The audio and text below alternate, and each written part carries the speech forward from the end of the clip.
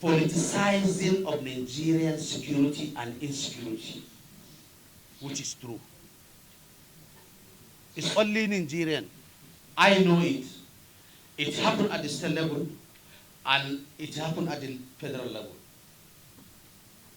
You will see an opposition. All he wanted to hear in the morning, which village is being attacked by the bandits or by the Baraus. Do you know why? He was just trying to shift blame to the present government.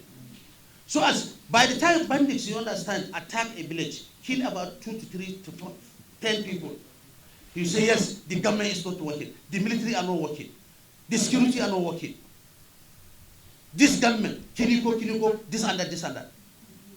He is happy with that act because he was using that attack and that insecurity challenge, you understand, thinking it will be an advantage to him politically.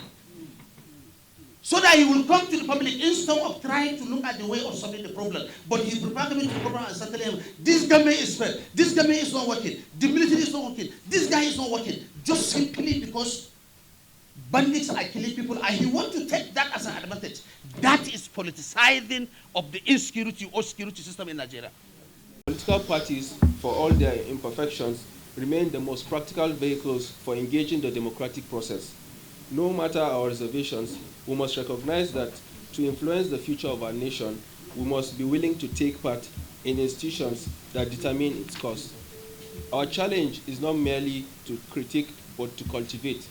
It's a patience to build a political culture that serves national interests, whether anchored in ideology or in specific government stance. Parties are a mirror of society.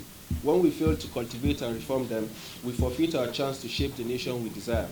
A few days ago, I came across a report that Independent National Electoral Commission had received no fewer than 91 new applications for political party registration. This is despite the existence of about 34 registered parties that have failed, 34 registered parties today, following the registration of 74 parties that failed to meet performance thresholds some years ago. The military, as an instrument of national power, has a constitutional obligation to protect the sovereignty and territorial integrity of the nation. However, in a democratic setting, our responsibilities extend beyond the battlefield. It entails us to remain apolitical and loyal to the Constitution. The Armed Forces of Nigeria is fully committed to the democratic process and to the supremacy of the civilian authority. We recognize that democracy thrives only when the military subordinates itself to elected leadership and focuses on its professional mandate. True respect for human rights, support for credible electoral process, and strict adherence to the rule of law, the military today stands as a pillar of stability for Nigeria's democracy.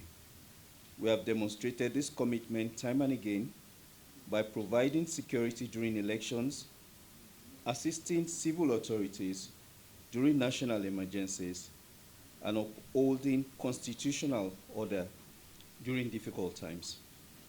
At every turn, we reaffirm that the Armed Forces of Nigeria are partners in progress, defenders of liberty, and servants of the people.